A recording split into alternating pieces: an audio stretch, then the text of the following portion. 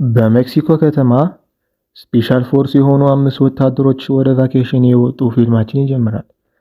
በሰላም ጉዟቸውም እያደረጉ ሳለ ማንነታቸውን ባልታወቁ ኃይሎች ጥቃት ይከፈትባቸዋል። እናም ወታደሮቹ ማንም ሰው እንዳይቀር አድርገው ሰዎችን ይገድሏቸዋል። በመቀጠልም ፊልማችን ከ72 ሰዓታት በፊት ብሎ ይጀምራል። ምስሉን እንደሚያሳየን ሁለት እህትማማቾች ከቤት ወጥተው በሞተር ሲሄዱ እናያለን። አንዷም እህት ሆዷን ስላመማት ለማስታወክ ወርዳ እዛ ስታስታውክ የማይሆን ነገር ተመለከተች። እናም ደነገጠች። ቀጣይ ትዕይንታችንም ሁለት ጓደኛሞች እየጠጡ አብረው እናያለን። ጠጥተውም እየወጡ ሳለ በድንገት ያልጠበቁት ነገር ተከሰተ። ቀደም ሲል ያየናቸው ሴቶች ወደ ፖሊስ በመምጣት ያዩትን ሁሉ ይነግሯቸው ጀመር። ከዛም የታጠቁ ኃይሎች መጡና እነርሱን አስገድደው ሲወስዱ እናያለን። ይህን ነገር ሲፈጠር ሁለቱ ጓደኛሞች እያዩ ስለነበረ አንዱን ጣልቃ ለመግባት ወሰነ። ከዛም በመሄድ ሴቶቹ እንዲለቋቸው ጠየቃቸው። እናም ከእርሱ ጋር እንደመጡ ጭምርም ነገራቸው። እነርሱ ግን በትዕቢት መንፈስ ሊመቱት ሲመጡ ያልጠበቁት ነገር ተከሰተ። ለሁላቸውም ደብድቦ አንበረከካቸው። እናም አንደኛውን ማርኮ ይዞ ከኋላ የነበሩ ፖሊሶች መጡና መሳሪያውን እንዲጥል ጠየቁት። እርሱ ግን ሁላቸው መሳሪያ እንድጥሉ ጠይቃቸዋለሁ፣ ካልሆነ ግን ያልተጠበቀ ነገር ይከሰታል አላቸው። እነርሱም ማነህ አንተ ሲሉት እኔ ስፔሻል ፎርስ ኃይል አባል ነኝ እናም ካፒቴን ነኝ በማለት መታወቂያውን አውጥቶ ያሳያቸዋል። መታወቂያውን ሳዩ በጣም ደነገጡ እና መሳሪያቸውን ዝቅ እንዲያደርጉ ተጠየቁ። በመቀጠልም ካፒቴኑ እነዛ ልጆች ከነሱ እጅ አተረፋቸው። ሴቶቹ ደግሞ በመቀጠል በተወሰነ ርቀት ኪሎ ሜትር የምትገኝ ቦታ ላይ የሬሳ ስብስብ ስላዩ እርሱን ለማመልከት ወደዚህ እንደመጡ ነገሩት። ወታደሮቹ ደግሞ በተሰጡት ጥቆማ መሰረት ወደዛ ቦታ ሄዱ። በቦታውም ላይ የሚያሳዝን ነገር ተፈጠረ። 10 የሚሆኑ ወታደሮች በግፍ እንደተገደሉ እንመለከታለን። እናም ወታደሮቹ ቤተሰቦቻቸውን ጠርተው የሞቱት ልጆቻቸውን በክብር ሲያስረዷቸው እናያለን። እናም በክብር እየተቀበሩም እናያለን። በሚቀጥለው ትዕይንትም ኮሎኔልና የዛን ሀገር ጸሐፊ የሆኑት ሚኒስተር አብረው እያወሩ ሳለ እናያለን። የሞቱት ወታደሮችን ደም በከንቱ እንደማይቀርና የነዛ ተጠያቂ የሆኑት የሆሴ ዩሪያ ተከታዮች እንደሆኑም ለነዛም ያለ እረፍት እንደሚከታተሉና ቅጣታቸውን እንደሚሰጣቸው እየተነጋገሩ እናያለን። ሲቀጥልም ትዕይንታችን የነዛ ማፊያ አባል የሆነ ወይም ደግሞ አለቃቸው የሆነ ሰውዬ ከቤተሰቡ ጋር ጊዜ ያሳለፈ እናያለን። ቀደም ሲል የተቀጠቀጠው ሽፍታ ይመጣና የሆነውን ሁሉ ለእርሱ ላለቃው ሪፖርት ሲያደርግ እናያለን። እናም ሁለቱም እየተነጋገሩ ያ ካፕቴን ተብየው ተራ ወታደር ሳይሆን ይልቁንም በጣም ታላቅ ወታደር እንደሆነ የስፔሻል ፎርስ አባል እንደሆነም ይነጋገሩ ጀመር። እናም ስራቸውን በተጠንቀቅ እንዲሰሩ ያዘዋል። ቀደም ሲል ያየናቸው ሴቶች ቤታቸውን ሆነው በሰላም ተቀምጠው ሳለ ድንገት በራቸውን ሰብረው ታጣቂዎች ይመጣሉ። እናም በግድ አፍነው እነርሱን ሲወስዱ እንመለከታለን። እነዛ ስፔሻል ፎርሶችም ወሳኝ የሆነ ሚሽን ለማድረግ ስብሰባ ተጠርተው እናያለን። በስብሰባም ላይ እንዲህ ሲል ይናገራሉ። ዋና ዓላማችን ኤድዋርዶ ማርቲን ጉተሬዝ የሚባል ከነዛ አሸባሪዎች መሪ አንዱ የሆነ ሰውዬ ነው። እናም ሰውየው በአንድ ደሴት ውስጥ ሬስቶራንት እንዳለውና እዛ እንደሚበላ ጥቆማ ይደርሳቸዋል። ከዛ ሆነው ጠልፈው እንደሚወስዱትም ተነጋግረው ስብሰባቸውን ይጨርሳሉ። ትዕይንታችንን በቀጥታ ወደ ኤድዋርዶ ጉተሬዝ ያመራናል። ሰውየው ወደ ሬስቶራንቱ ሲገባ እንመለከታለን። ከዛም ውስጥ ሆኖ ቀደም ሲል የተጠለፉ ሴቶች በእርሱ እጅ እንደተጠለፉ እንመለከታለን። ድብቅ ወደ ሆነ ቦታና ማንም ሰው ሊያገኛቸው በማይችልበት ቦታ እንዲወስዷቸው ያዛቸዋል። ከዛም ስፔሻል ፎርሶቹ ሬስቶራንቱን ሰብረው በመግባት ይማርኩታል። ከዛም ውስጥ ሆነው ሲከታተሉ ሲቪል መስለው የነበሩት ወታደሮች እዛ ውስጥ ለነበሩ የሰውየው ጋርዶች በመማረክ ይተባበራሉ። ስፔሻል ፎርሶችም ሰውየውን በተሳካ ሁኔታ ስለያዙት ከዛ ቦታ በፍጥነት በጀልባ አድርገው ይሄዳሉ። እናም ወደሚመለከተው አካል ሲያስረክቡም እናያለን። ከዛም ካፒቴኑ አለቃቸው ወደ ሆነ ኮሎኔል በመሄድ ያደረጉትን ነገር ሁሉ ሪፖርት ያደርጋል።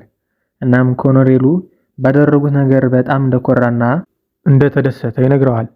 ለዚህም እርሱና ጓደኞቹ የእረፍት ቀን ይሰጣቸዋል።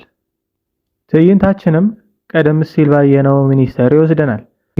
ሚኒስትሩ ዋና ከሃዲ መሆኑና ከዋና አለቃው የአሸባሪዎች ጥብቅ ግንኙነት እንዳለው እንረዳለን። አሸባሪውም ለሚኒስትሩ ገንዘብ ሲሰጠው እናያለን። ያ ሚኒስትር ደግሞ ያ ታላቁ ካፒቴን ለእረፍት ነገ ስለሚወጣ የት እንደምታገኘው እዚህ ሞባይል ላይ አለልህ ብሎ ለአሸባሪው የሞባይል ትራክ ይሰጠዋል። አሸባሪውም ተቀብሎ ሁላቸውም ያሉበት ቦታ ሄዳችሁ እነርሱን እንድትገድሉ ፈልጋለሁ በማለት ጥብቅ ትዕዛዝን አስተላለፈ። ፊልማችንም ቀደም ሲል እንዳየነው ከ72 ሰዓታት በፊት ብሎ እንደጀመረ አሁን ከቋረጠበት ይቀጥላል። ወታደሮቹም ምንም እንኳን ሁሉንም አሸባሪዎች ቢገድሉም ሌላ አሸባሪዎች እየመጡ ስለሆነ ከነርሱ ጋርም የግድ መፋለም ይኖርባቸዋል። አሁንም በሚገርም ሁኔታ እነዛ ሊያግዙ የመጡ ሽፍቶች በደንብ አድርገው ይመቷቸውና ለሁሉም ይገድሏቸዋል። ሆኖም ግን አንድ በህይወትና በሞት መካከል የነበረ የተመታ ሰው ነበር። እናም ወደ እርሱ ቀርበው ማን እንደላከውና ከየት እንደመጣ ለምን እንደዚህ እንደሚያደርግ ቢጠይቁትም እርሱ ግን በህይወት መትረፍ አልቻለም። እናም ይሞታል። ወታደሮችም ማን እንደሸጣቸው እየተጋቡ እናያለን። ወደ ዋና ቢሮ በመደወልም ጥቃት እንደተከፈተባቸው ሪፖርት ያደርጋሉ። በፍጥነትም የፕራሱል ኬላ በ6 ሰዓታት ውስጥ እንዲገናኙ ሪፖርት ያደርጋሉ። እናም በፍጥነት ቦታውን ለቀው ይሄዳሉ። እነዛ ሌላ አሸባሪዎችን በመምጣት ጓደኞቻቸውን መሬት ላይ ተዘፍዝፈው ሲያዩ አዘኑ። እናም መሪያቸው የሆነ ሰውዬ በተለየ መልኩ ወደ መጨረሻው የሞተውን ሰውዬ በመሄድ በጣም ያዝናል። እናም ወንድሙን እንደሆነም እየተናገረን እንመለከታለን። በመቀጠልም ሎኬሽኑ ለአንዷን ሴት በመስጠት እንዲከታተሏቸውን ያዛታል።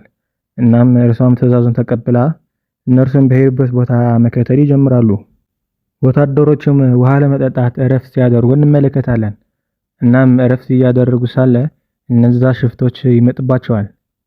ከወታደሮቹም አንዱ የሆነ ምርጥ አልሞ ተኳሽ ነበርና ሁለቱን ግንባራቸውን በማለት ይገድላቸዋል። እናም ወደ ኋላ መቅፈፍ ይጀምራሉ። ከፊታቸውም አንድ ዋሻ ያገኙና እነዛ ሶስቱ ወደ ውስጥ ይገባሉ። ሁለቱ ደግሞ ከኋላ ይቀራሉ። ሽፍቶችም ወደዛ ቦታ ደረሱ። እናም ከኋላ ሆነው ሲመቱት ወታደሮቹ መጠለያ አገኘን ብለው ወደ ዋሻው ይገባሉ። ዋሻው ውስጥም ተኩስ ይፈጠራል። እናም ከብዙ ተኩስ በኋላ ያቺ ሴት ሽፍታ አምልጣ ትወጣለች። ሌሎች ጓደኞቿም እዛ ይሞታሉ። ከወታደሮቹም አንዱ ጆሮው ላይ ስለተመታ በያዙት መሳሪያ አድርገው ጆሮው ላይ በመተኮስ ቁስሉን ያክሙለታል። ወታደሮቹም እነዛ ሽፍቶች በያዙት ሞባይሎች አድርገው እንደሚከታተላቸው ስለተረዱ በነዛ ሬሳዎች ላይ ሞባይላቸውን አስቀምጠው ይሄዳሉ። ጉዞአቸውም ቀጠሉ። በጉዞ ላይ ሳሉ ስለደከሙ አንድ ቦታ ላይ ያርፋሉ።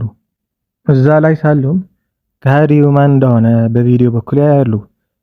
ከሃዲውም ሚኒስትሩ እንደሆነ ሲያዩ በጣም ያዝናሉ። በፍጥነትም ከዛ ቦታ መራቅ ስለነበረባቸው ጉዞአቸውን ይቀጥላሉ።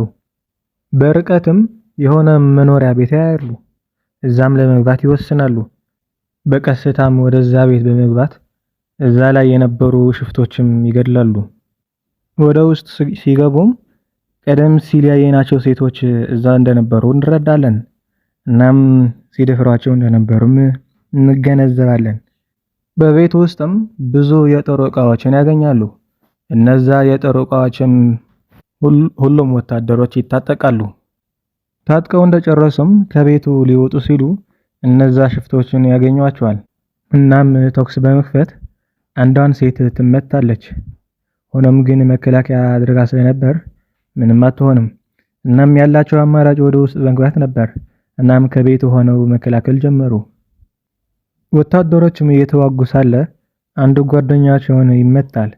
እነዛ ሽፍቶችም በመቀጠል በኋላ በር በመግባት ይወስናሉ። እናም የተወሰኑ ሽፍቶች በመሄድ ከኋላ በር እንዲያጠቁ ትዕዛዝ ይሰጣል። እነዛ ሴቶችም ወታደሮች እንዲያግዙ ከነርሱ ጋር ሊዋጉም ፈለጉ። እናም ትጥቅ ይታጠቃሉ። ካፕቴኑም በመምጣት መሳሪያ እንዴት መያዝ እንዳለባቸው በደንብ ያስተምራቸዋል።